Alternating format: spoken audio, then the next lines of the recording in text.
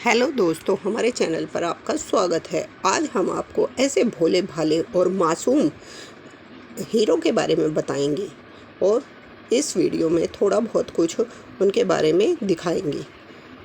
अभिनेता गोविंदा, जिनके बारे में तो आप जानते ही होंगे। अभिनेता गोविंदा के बारे में बताएंगे जिन्होंने अपने खुद की वजह से अपने पैरों में कुल्हाड़ी मार ली। जैसे जैसे आप वीडियो में आगे बढ़ेंगे वैसे वैसे गोविंदा के कुछ कारनामों की लिस्ट आपके सामने खोली जाएगी। यदि आप गोविंदा के फ़ैन हैं तो आपसे अनुरोध है कि इस वीडियो को देखने के बाद अपनी प्रतिक्रिया कमेंट में ज़रूर बताएं, क्योंकि हो सकता है आपको उनमें से कुछ बातें हमारी सुनकर अच्छी लगे और कुछ बुरी। तो लेकिन सच तो सच ही है, वो हमेशा कड़वा होता है। ने अपनी फिल्मी कैरियर में वो सब कुछ किया जो उनका कैरियर बर्बाद करने के लिए काफ़ी था। जहां अक्षय कुमार, सलमान खान और शाहरुख खान जैसे अभिनेता आज भी सिनेमा में सक्रिय हैं, वहीं गोविंदा कभी कम ही फिल्मों में नजर आते हैं। और एक समय था जब गोविंदा का नाम चला था। किसी से थप्पड़ खाया तो किसी को थप्पड़ मारा, लेकिन उनके घमंड ने उनका काम बिगाड़ दिया। बड़ा दिलचस्प है गोविंदा की ज़िंदगी के किस्से। हम गोविंदा जी की ज़िंदगी से जुड़ी कुछ ऐसी घटनाओं के बारे में आपको बताएंगे, उनके बारे में कुछ कहानी भी सुनाएंगे। गोविंदा का करियर बर्बाद हुआ समय था जब बॉलीवुड में गोविंदा का सिक्का चला करता था और उनका स्टारडम खानों पर भारी पड़ता था। हर डायरेक्टर और प्रोड्यूसर सिर्फ गोविंदा के साथ काम करना चाहता था। करीब 14 साल तक बॉलीवुड पर अकेले राज करने वाले गोविंदा के साथ ऐसा क्या हुआ जो अब उन्हें काम मिलना ही बंद हो गया। हम आपको गोविंदा की उन गलतियों के बारे में बताएंगे जिनकी वजह से ना सिर्फ उनका स्टारडम खत्म हो गया, बल्कि आज उन्हें कम ही काम मिलता है, कम ही फिल्मों में नजर आते हैं। कुछ लोगों को पता है कि गोविंदा के पिता अरुण आहूजा भी एक एक्टर थे। उन्होंने शारदा फिल्म में काम किया था। मुंबई में गोविंदा का बड़ा आलीशान घर हुआ करता था। फिल्मों में हुए नुकसान के चलते माता पिता को घर बेचना पड़ा। उन्हें फैमिली क्वार्टर में आकर रहना पड़ा। 21 दिसंबर 1978 को उनके घर गोविंदा ने जन्म लिया, जिनका शुरुआती नाम गोविंद था, लेकिन पंडित की सलाह पर उन्होंने अपना नाम गोविंदा रख लिया। माता पिता दोनों ही फिल्मों से जुड़े हुए थे, तो गोविंदा को भी फिल्मों में लगाव हो गया। हालांकि माँ चाहती थी कि गोविंदा बैंक में जॉब करे। फिल्मों में आने के लिए गोविंदा ने बड़े बड़े प्रोड्यूसर और डायरेक्टर के नौकरों से दोस्ती कर ली और उनके हाथों का वोट उन तक पहुंचा दिया। एक दिन गोविंदा पर प्राणलाल जी मेहता और प्रहलाद की नज़र पड़ी। दोनों ने गोविंदा को 2 फिल्में मिली। 1986 में गोविंदा की 2 फिल्में लव 86 और इल्ज़ाम रिलीज हुई। दोनों ही फिल्में सुपरहिट रही और गोविंदा राठौर बन गए। 22 की उम्र में गोविंदा के पास 70 फिल्मों के ऑफर थे। रोमांटिक, एक्शन, ड्रामा, कॉमेडी और पारिवारिक फिल्में।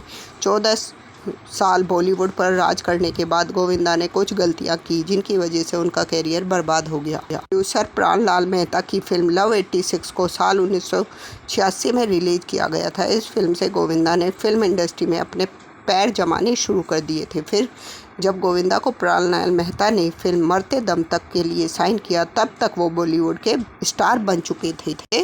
वो वक्त था जब गोविंदा की लगभग सभी फिल्म हिट हो रही थी। फिल्म मरते दम तक के हिट होने के बाद प्राणलाल मेहता ने गोविंदा को फिल्म वह फिर आएगी और जंगबाज के लिए सिलेक्ट किया था, लेकिन बाद में प्राणलाल ने फिल्म वह फिर आएगी इसे गोविंदा को बाहर कर दिया और जावेद जाफरी को साइन कर लिया। बात गोविंदा को इतनी बुरी लगी, उन्होंने प्राणलाल की दूसरी फिल्म जंगबाज को अपनी डेट देने से पंगा कर दिया। गोविंदा के इस प्रकार के व्यवहार से फिल्म जंगबाज के डायरेक्टर मेहुल कुमार ने उनके ऊपर एक्शन लिया और वो परेशान हो गए।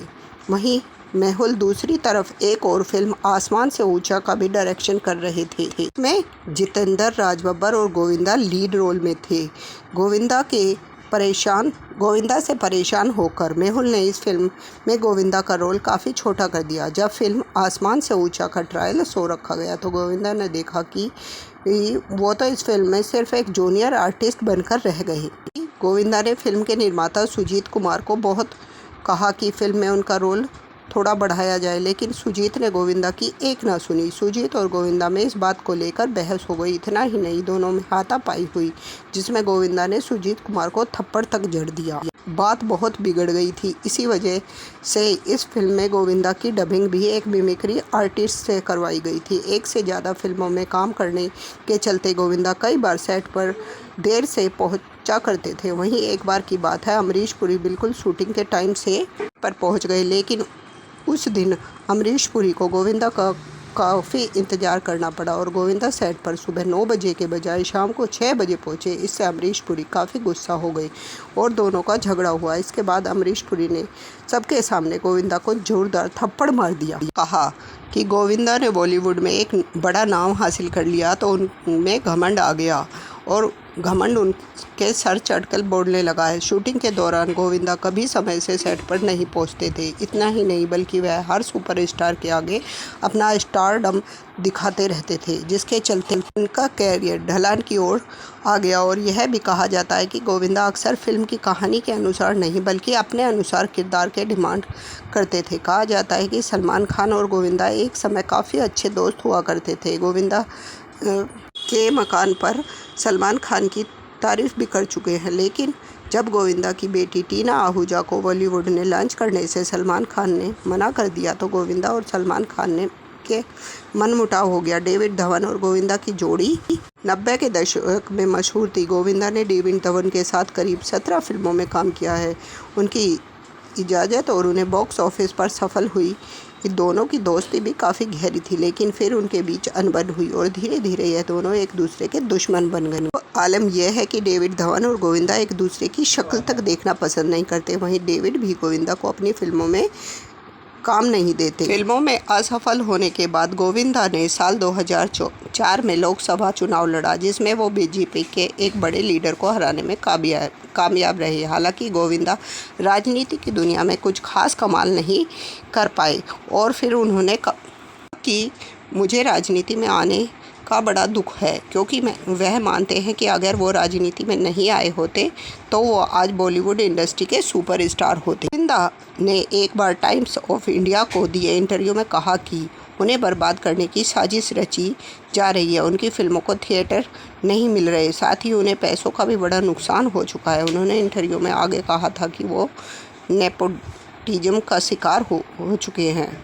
हो सकता है गोविंदा के बर्ताव से परेशान कर सारे प्रोड्यूसर और डायरेक्टर ने एक साथ मिलकर गोविंदा को इंडस्ट्री से बाहर निकालने के लिए ये सब किया हो, या फिर यह भी हो सकता है कि हिंदी सिनेमा वाले उनके स्टारडम को पचाने की नहीं सकी। हिंदी सिनेमा के कलाकारों और उनसे जुड़ी घटनाओं की जानकारी हम अपने चैनल पर आपको देते रहेंगे। कि पसंद की वीडियो अपने चैनल पर लाते रहेंगे। इसलिए आप हमारे चैनल को लाइक, शेयर और सब्सक्राइब कर दिए और बेल का आइकन दबाकर और कमेंट करिए, बताएं कि हमारे चैनल पर आपको ये वीडियो कैसी लगती है। आपका धन्यवाद।